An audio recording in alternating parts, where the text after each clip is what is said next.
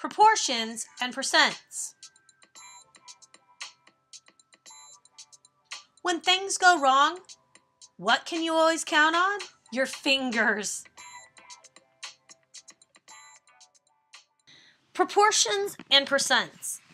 Today we are going to be solving percent problems using a proportion.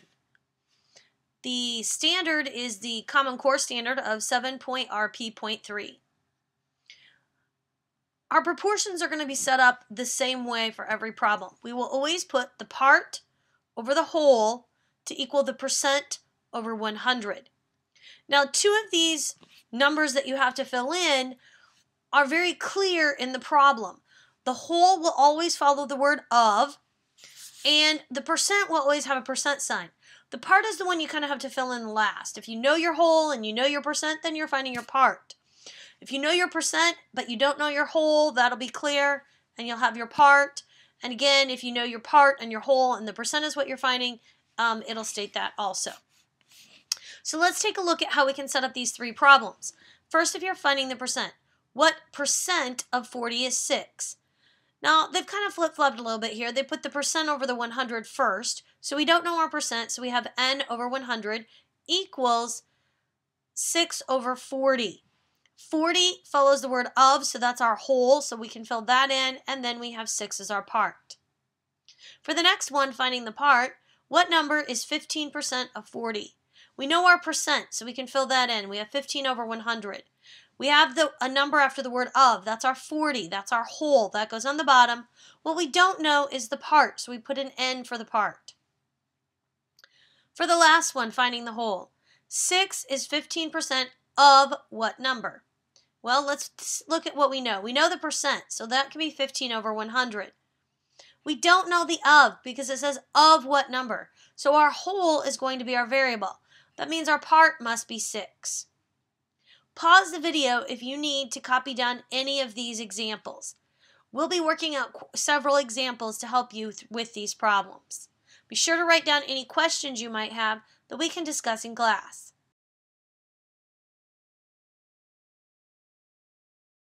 Find 23% of 158.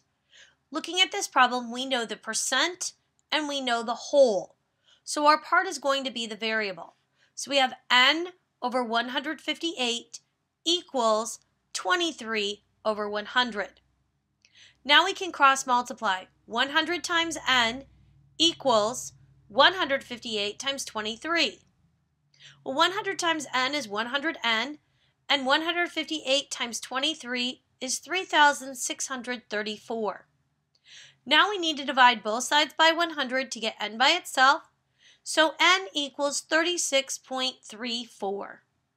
So 23% of 158 is 36.34.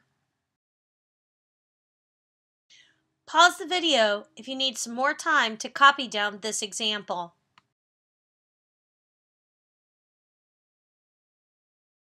For number 2, find some space on your worksheet where you can write out the steps. I don't use what they provided because they have some extra things written in there. What percent of 34 is 28? Well, right away we know we're finding the percent, so we can put our variable in for the percent. 34 follows the word of, so we know that's our whole. That means 28 has to be the part. So when we write this as a proportion, we'll end up with 28 over 34 equals n over 100. Now we need to cross multiply 100 times 28 and 34 times n. 100 times 28 is 2,800 and 34 times n is 34n. Now we're ready to divide both sides by 34. 2,800 divided by 34, 82.3529411764706. But the directions clearly stated to round to the nearest tenth of a percent. So we end up with 82.4% is what n equals. If you need more time, pause the video to copy down this problem. Number 3, using percents to solve a problem. A tile floor has 90 blue tiles, which is 15% of all the tiles in the floor. How many tiles are in the floor in all? Well, when we take a look at this problem, we know the percent, so we know we're going to write 15 over 100. We have to determine if 90 is the part or the whole. Remember, the whole is going to follow the of. Well, and the problem, it says 15% of all the tiles in the floor, and we're trying to find all the tiles. So that tells us that we don't know the whole. So the whole is going to be our variable, and 90 is our part. So our proportion is 90 over n equals 15 over 100. Now we're ready to cross multiply 100 times 90 and 15 times n. 90 times 100 is 9,000, and 15 times n is 15n. Divide both sides by 15. 9,000 divided by 15 is 600, and 15n over 15 is just n. So, there are 600 tiles in the floor in all. Pause the video if you need more time to copy down this particular problem.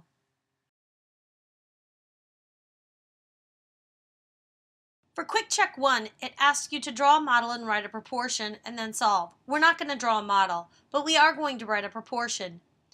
1a, 25% of 124 is, well, let's take a look at what we know. We know the percent, it's 25%. So we're going to end up writing 25 over 100. Now, do we have a number after the word of? Yes, we do. It's 124. So that's going to be our whole. What we don't know is the part. So that's going to become the variable. So we end up with n over 124 equals 25 over 100. We now need to cross multiply 100 times n and 124 times 25. 100 times n is 100n, and 124 times 25 is 3,100. Now to get n by itself, we have to divide both sides by 100. On the left-hand side, the 100s cancel each other out. You're left with n. On the right-hand side, you have 3,100 divided by 100, which equals 31. So n equals 31. For 1b, 12.5% of 80 is, well, we know the percent, so we're going to write that over 100. We know the word after the, or with the number after the word of, it's 80. So what we don't know is our part. So we have the proportion n over 80 equals 12.5 over 100. Cross multiply 100 times n and 80 times 12.5. 100 times n is 100n. 80 times 12.5 is 1,000. Divide both sides by 100. 100n over 100 simplifies to n, and 1,000 divided by 100 is 10. So 12.5% of 80 is 10. Pause the video if you need more time to copy down these two examples.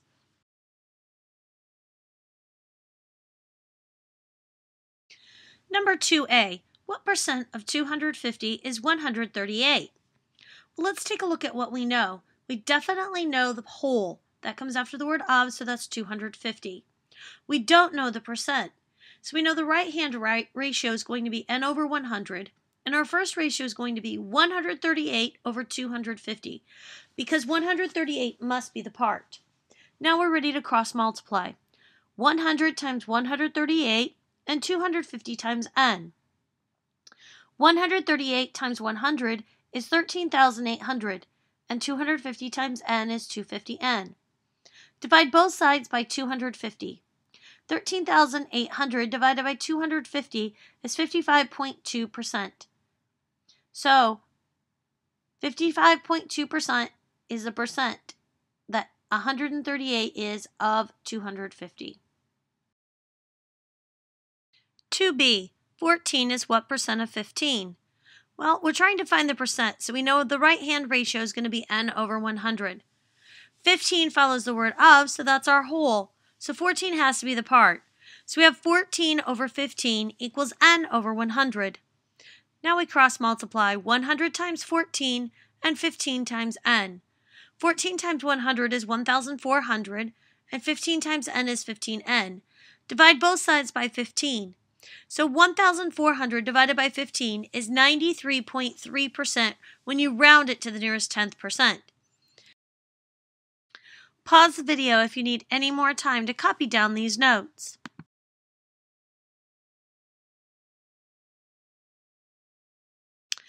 Number 3, in 2000, the number of drive-in movie screens was about 20.1% of the number in 1980.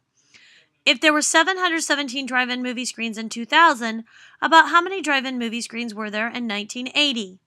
Well, we know the percent, so the right-hand ratio is easy, 20.1 over 100. Now we have to decide, is 717 the part or the whole? We'll go back to the original statement.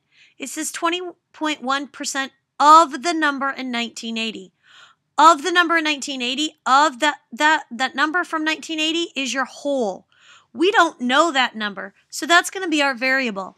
So our proportion is 717 over n equals 20.1 over 100. You need to cross multiply 717 times 100 and 20.1 times n. 717 times 100 is 71,700, and 20.1 times n is 20.1 n. Now divide both sides by 20.1. 71,700 divided by 20.1 is 3,567. So there were 3,567 drive-in movie screens in 1980. Pause the video if you need more time to finish up the notes. Don't forget to write down a question so that we can talk about it in class tomorrow.